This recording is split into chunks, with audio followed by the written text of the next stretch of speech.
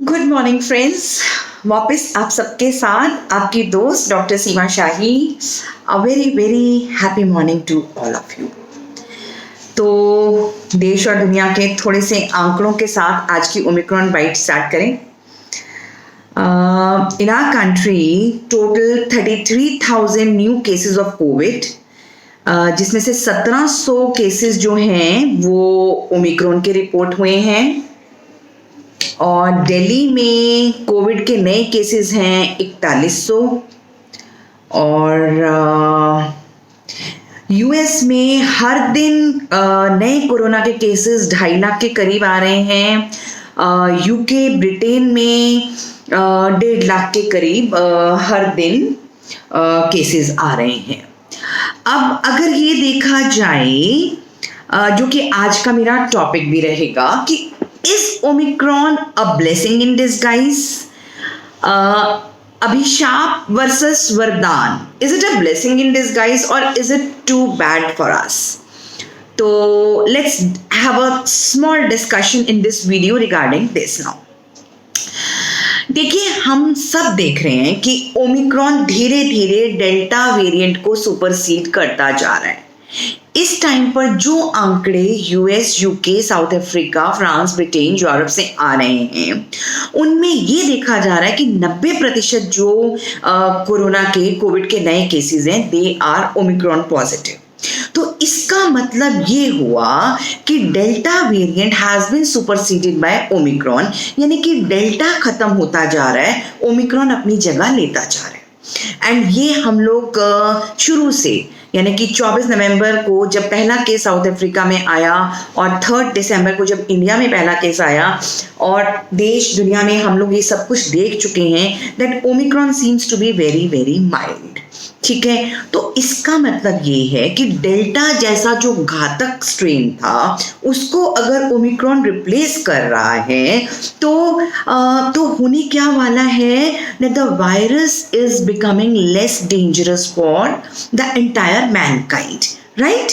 एक तो वायरस की डेंजर कम होता जा रहा है, दूसरी चीज ये है कि वायरस धीरे धीरे पैंडेमिक से एंडेमिक बनता जा रहा है। तो देखिए, ऐसे ही जब 1918 में स्पेनिश फ्लू आया था, उसकी 5 वेव्स आई थी। तो म्यूटेशन से क्या होता है, देखिए, mutation can turn out to be very bad also, mutation can turn out to be very good also. तो जरूरी नहीं है कि जो चेंजेस, यानी कि वायरस के स्वभाव में जो चेंजेस आए वो हमेशा बुरे ही होंगे, वो अच्छे भी हो सकते हैं। सो इट कैन बी कि अब जो ये ओमिक्रॉन आया है, इससे ये भी हो सकता है कि जो म्यूटेशंस आए हैं, हो सकता है कि वायरस का जो स्वभाव है वो बेटर होना शुरू हो गया हो, वायरस हल्का होना शुरू हो गया है। तो यही होता है, I mean this is the way. Spanish flu को भी अगर हम देखें तो इसी तरीके से वो भी वायरस, वो उसकी भी वेव 5 जो आई थी, इसी तरीके से उसका भी अंत हुआ था। कि होता क्या है कि धीरे धीरे वायरस कमजोर पड़ जाता है, either in the form of infectivity और in the form of transmissibility. तो कुछ ना कुछ इस तरीके से होता है कि वायरस कमजोर पड़ता है और उसके बाद वो वायरस खत्म हो जाता है। तो पैंडेमिक से एंडेमिक तक का तो सफर शुरू हो गया है जो दिख रहा है, और हो सकता है ये म्यूटेशंस वायरस को कमजोर कर दिए हैं। तो हो सकता है this is the end of the corona, this is the end of the covid which we've been facing since last 2 years। तो देखिए, वायरस जो ओमिक्रॉन है, ये वरदान एक तरीके से इस तरीके से भी हो सकता है कि इससे ग्रसित होने वाले लोगों को सबको माइल्ड डिजीज हो रहा है। अगर आंकड़ों की तरफ देखा जाए तो 27/12 को इंडिया में 6000 केसेस आए और 2/1 को जो केसेस आए 33,000। तो यानी कि 5 गुना या 6 गुना केसेस ज्यादा बढ़ गए, लेकिन डेथ नहीं बढ़ी है, फेटेलिटीज नहीं बढ़ी है, हॉस्पिटलाइजेशन नहीं बढ़ा है, आईसीयू एडमिशंस नहीं बढ़े हैं। So it is a good sign.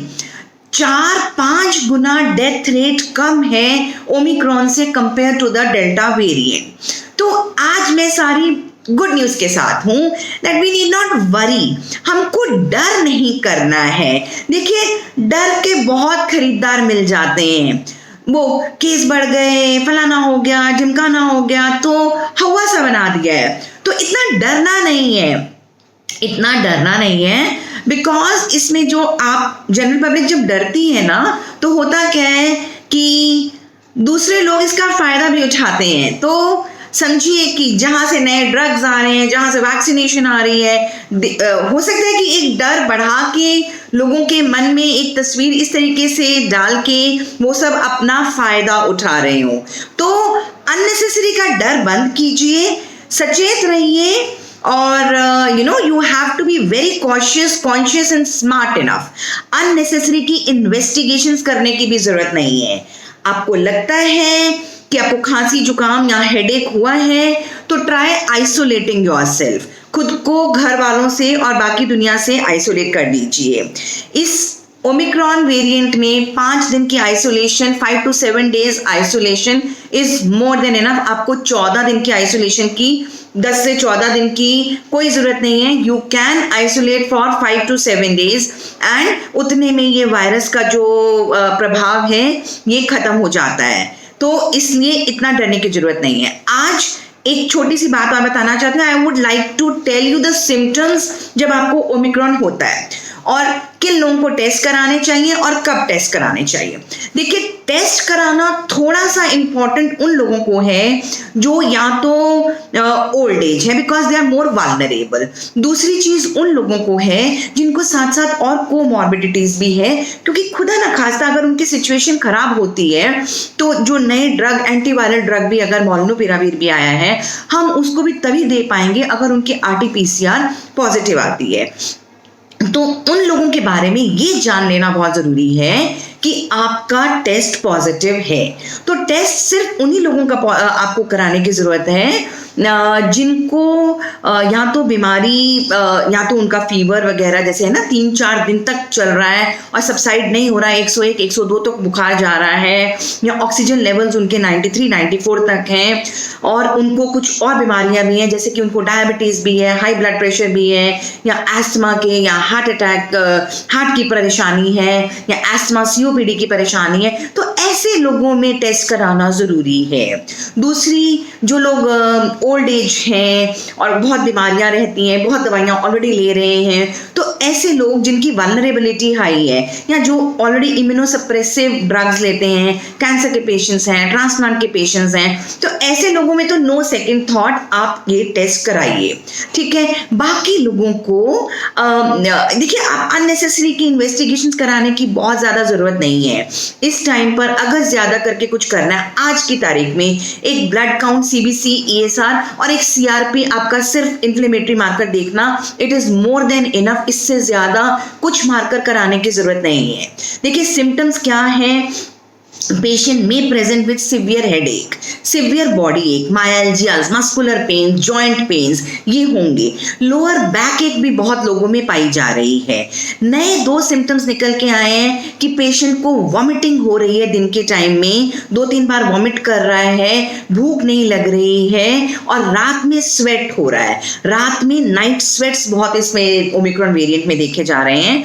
और जिनका बुखार 101, 102, 103, 3-4-5 दिन तक अगर रह रहा है, तो यस, दिस कैन बी, है ना।